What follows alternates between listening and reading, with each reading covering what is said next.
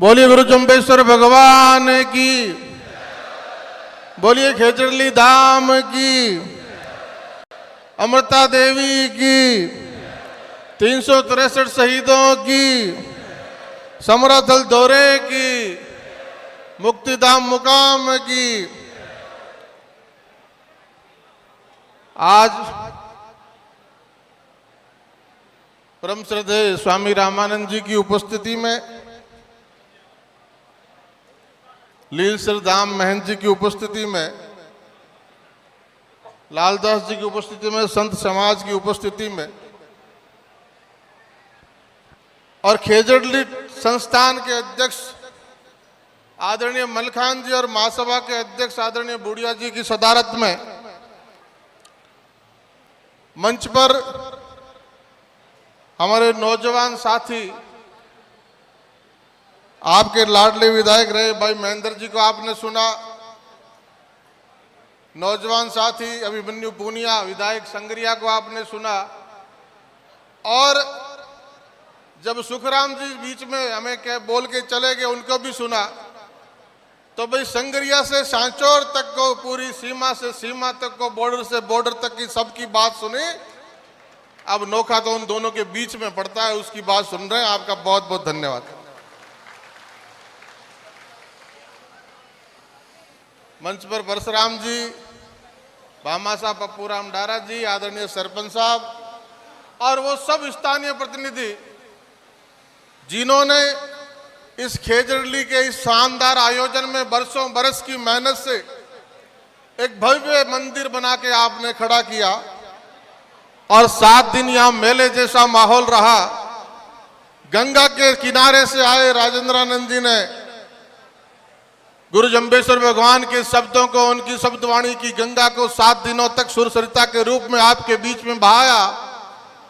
आपने उसका अपने कानों से श्रवण करके रसास्वादन किया और गुरु महाराज के बताए हुए 29 नियमों में हमारी जीवनचर्या कैसी हो सकती है, जीने का तरीका कैसा हो सकता है, जीने की पद्धति कैसी हो सकती है, ये उस पे अनुसरण चलने का काम और संदेश हमें साधु संतों से मिला है। तरवर सरवर संत जन चौथा बरसन मेर परमार्थ के कारण चारों धारी दे। तो ये साधु संत जो गुरु जम्बेश्वर भगवान की परंपरा से हमारे बीच में दिन और रात इस धर्म के प्रचार में, नियमों के प्रचार में लगे हुए आपसे हमसे आह्वान करते हैं। और इस मातृ शक्ति जो हमारे बीच रंग बिरंगे कपड़ों में, गहनों में सजी धजी बैठी है, और ये मां अमृता का मेला है, तो मातृ शक्ति को भी नमन करता हूं, प्रणाम करता हूं। और ये वही ताकत है जिस ताकत के भरोसे पर, जिस उदाहरण के भरोसे पर देश नहीं दुनिया का सबसे लोकप्रिय नेता नरेंद्र मोदी एक पेड़ मां के नाम लगाने का अभियान देश भर में चलाता है। उस मां का नाम अमृता है। उसी की अनुयायी माताएं बहनें हमारे बीच बैठी है। अखबारों में गहनों में सजी धजी मां की हमारी सुंदर तस्वीर आती है।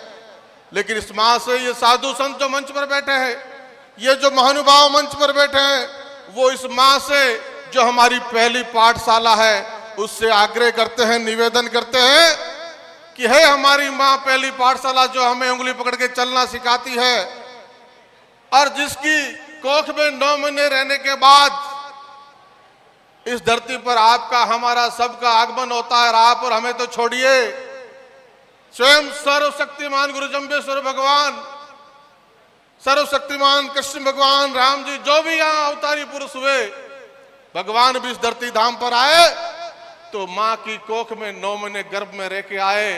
और जब सोने की लंका भी राम जी ने जीत ली और लक्ष्मण ने कहा यहीं से देश और दुनिया का संचालन करेंगे, तो राम जी ने कहा जननी जन्मभूमि से स्वर्गादपि गरीयसी, जननी और जन्मभूमि स्वर्ग से भी महान है, इसलिए वापस अयोध्या लौट चलेंगे। ऐसी मां की महत्ता है। ये मां कहने में शब्द बहुत छोटा लगता है, लेकिन मां बोलते ही मुंह भर जाता है। मां के मायने ना तो 7 दिनों में कथा में गुरुजी ने सुना पाए होंगे, ना वेद पुराण सुना पाए, ना इतने वर्षों से जो अध्यात्म चल रहा है वो मां की महिमा को पूरी गा पाया है। इसलिए छोटे से शब्द के कितने बड़े मायना है। हम कल्पना नहीं कर सकते। इसलिए इस माँ से अरदास है सबकी कि माँ हमारी पहली पाठशाला है, और माँ के कोख से जन्म हुआ बेटा और बेटी संस्कारित होंगे तो उस पहली पाठशाला में जो संस्कार उसको मिलेगा वो उसके जीवन में हमेशा काम आएगा। इसलिए धवल उज्जवल वस्त्रों में जो समाज बैठा है, आज आप सफेद उज्जवल वस्त्रों में बैठे हैं, रंग बिरंगे वस्त्रों में माताएं आई है, आपके दामन पे किसी तरह का दाग नहीं हो। अगर हमारे नौजवान पीढ़ी नशे की आदत से खोखली हो जाएगी तो दुनिया कहती है कि युवाओं पे, ये देश युवाओं का देश है, 60% आबादी जिसकी युवा है, ये समाज युवाओं के भरोसे से, राष्ट्र युवाओं के भरोसे से कहते हैं तरुणाई जिधर चलती है, जवानी जिधर चलती है, जमाना उधर चलता है। जब नौजवान हमारा नशे से खोखला हो जाएगा तो किस तरह हम उसके कंधों पे मजबूत समाज खड़ा कर पाएंगे, मजबूत राष्ट्र का निर्माण कर पाएंगे। इसलिए हमारा नौजवान नशे की आदत को छोड़े, हमारे अंदर ये नशे की कोई भी आदत चल पड़ी है वो हम उसको रोकें, प्रमुखता से रोकें, पहली पाठशाला से, शिक्षा से रोकें। हम हमारे बुजुर्गों का मान और सम्मान करना सीखें, माताओं का, बहनों का आदर और सम्मान करना सीखें। ये नौजवान जो यहाँ बैठा है ये दुनिया को सीख देने वाले समाज से आता है। दुनिया को जो आज जिस बात की चिंता दुनिया करती है, आज इस बात की चिंता बड़े बड़े देश करते हैं, उस बात की चिंता 550 वर्ष पहले गुरु जम्बेश्वर भगवान ने की। कहाँ उस समय समस्या थी भाई? कहाँ उस समय पर्यावरण की समस्या थी? कहाँ किस प्रदूषण की समस्या थी? किस बात की समस्या थी? किसी बात की कोई समस्या नहीं थी। लेकिन गुरु जम्बेश्वर भगवान दूरदृष्टा थे, वैज्ञानिक सोच के आधारित उनकी सोच थी। आज भी वैज्ञानिक 29 नियमों को वैज्ञानिकता की कसौटी पे कसते हैं तो प्रमाणिक माने जाते हैं, प्रासंगिक माने जाते हैं। इसलिए जब दुनिया में कोरोना का संकट आया, दुनिया के बड़े बड़े ताकतवर देशों को घुटने पर रेंगते हुए हमने देखा। एक छोटे से कोरोना वायरस ने पूरी दुनिया को ताले में बंद कर दिया, सारे उद्योग धंधे बंद हो गए। जो जापान, अमेरिका, जर्मनी, इटली और फ्रांस, ब्रिटेन ऐसे देश जो कहा करते थे कि हमारा स्वास्थ्य सेवाएं का स्ट्रक्चर तो बहुत मजबूत है, उनको भी घुटनों पर रेंगते हुए हमने देखा। ऐसी हालत देश की, दुनिया की हो चुकी थी। ऐसे समय में सबसे जरूरी कोई दवाई और मेडिसिन थी तो उस मेडिसिन का नाम ऑक्सीजन था कि नहीं था? पूरी दुनिया में ऑक्सीजन के लिए हाहाकार मचा के नहीं मचा।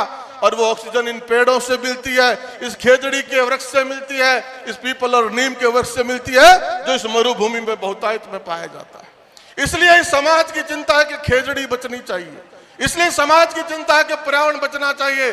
सरकारें चाहे कोई भी हो, ये आंदोलन, ये मुहिम आप नौजवानों ने गुरु महाराज से प्रेरणा लेके, मां अमृता के बलिदान से प्रेरणा लेके शुरू की है। सरकार से बात हुई है, सरकार के नुमाइंदे सरकार से बात करेंगे, समाज अपनी बात कह रहा है, सरकारों को सुननी पड़ेगी और इस खेजड़ी के लिए भी कानून में प्रावधान कड़े करने पड़ेंगे।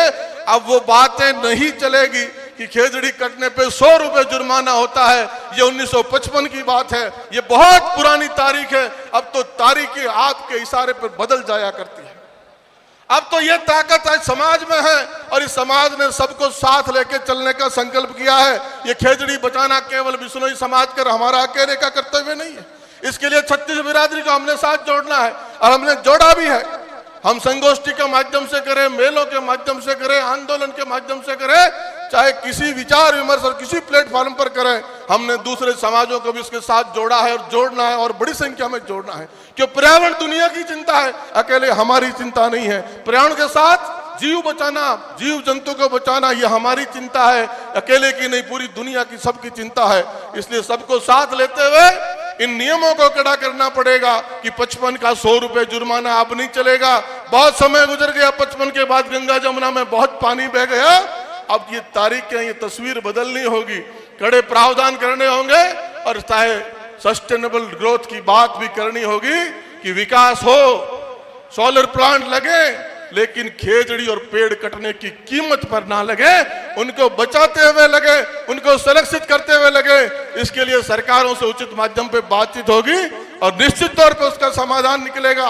आपने आह्वान किया है, इस समाज ने आह्वान किया है, ये व्यर्थ नहीं जाएगा, इसका कोई न कोई रास्ता जरूर निकलेगा और कड़े प्रावधान जरूर होंगे, नियमों में बदलाव भी होंगे। वाइल्ड लाइफ प्रोटेक्शन एक्ट में भी संशोधन करने की मांग समाज ने उठाई है, उसका समाधान भी देर सवेर होगा और उसमें भी कड़े प्रावधान होंगे। तो जो संदेश आपने देने का काम किया है, नेतृत्व करने का काम आपने किया है, ये नेतृत्व क्षमता बनाए रखना, ये नेतृत्व क्षमता संग्रिया से सांचौर तक, यूपी, मध्य प्रदेश, महाराष्ट्र, जहां भी हम हैं, हरियाणा, पंजाब, वहां नेतृत्व क्षमता बनाए रखने की बात जरूरी है, क्योंकि जिस धरती पर हम खड़े, मां अमृता के नेतृत्व में 363 नर नारी शहीद हुए। जिस धरती पर हम खड़े वो स्वर्गीय राम सिंह जी की जमीन है। जिस धरती पर हम खड़े वो स्वर्गीय पूनम चंद जी और रामनारायण जी के संघर्ष की जमीन है, किसान नेताओं की जमीन है। चाहे वो सांचौर के राम रूपनाथ जी हो, चाहे कोई भी नेता हो, चाहे आपके वर्तमान हमारे नेता प्रतिनिधि हो, ये आपकी मेहनत और संघर्षों की जमीन है। इसलिए किसान कौम ने मजबूती से हमेशा संघर्ष किया है और ये किसान कौम पूरी ताकत से, एकजुटता से, एक दूसरे का सहयोग करते हुए, एक दूसरे के मनोयोग से सहयोग करते हुए आगे बढ़ेंगे। और हम, हमारे नेतृत्व ने, हमारे समाज ने जो आह्वान किया है उन पे सब एकजुट प्रयास करते हुए, कोई कम कोई ज्यादा इस बात की चिंता ना करते हुए, मेरा जैसा प्रयास हो मैं करूं, आपका जैसा सामर्थ्य प्रयास हो आप करें, एक रूप से एक मुखियों के प्रयास करेंगे तो तस्वीर बदलेगी, तारीखें बदलेगी। और आपने अंदाजा लगाया होगा कि हरियाणा में, छोटा सा प्रदेश हरियाणा, वहां समाज की छोटी सी उपस्थिति है, लेकिन 2 तारीख को मुकाम का मेला है तो हरियाणा की चुनाव की तारीखें भी बदल गई। और आज हम कहते हैं कि ये नियम बदलने चाहिए, तो ये आवाज उठे तो नियम भी बदलेंगे और खड़े होंगे, और उसका नेतृत्व भी आप करेंगे, ये समाज करेगा। और मैं तो कहता हूं कि पर्यावरण दिवस, एक पेड़ अमृत, मां अमृता के नाम, ये आह्वान आपसे संदेश लेके दुनिया का सबसे बड़ा राष्ट्रवादी संगठन, दुनिया का सबसे बड़ा स्वयंसेवी संगठन राष्ट्रीय स्वयंसेवक संघ ने भी 2016 नागौर की प्रतिनिधि सभा में इस पवित्र भूमि से इस बलिदानी मिट्टी को ले जाके नागौर में खेजड़ी के वृक्षारोपण किया, और आज एक संस्थान बना के करोड़ों करोड़ पेड़ लगाने का काम वो संस्थान करता है। ये सीख हमें मिलती है, हमें नेतृत्व इस बात का करना है, अगुवाई हमें बात की करनी है, खाली मां अमृता के बलिदान को गिनाने से नहीं, उनके संदेश को दुनिया तक पहुंचाने के, उनके संदेश को खुद बात साथ करके अपने जीवन में डालने में भी हमें वो काम करना पड़ेगा। आप सब लोग बड़ी संख्या में इस ऐतिहासिक मौके पर आए। इस ऐतिहासिक मौके पर पूर्व उप मुख्यमंत्री भी आए, वर्तमान उप मुख्यमंत्री भी आपके बीच में आ रहे हैं। इसलिए ये ताकत है आपकी कि पूर्व को भी बुलाते हैं, वर्तमान को भी बुलाते हैं, और सब आपके बीच में दौड़े चले आते हैं।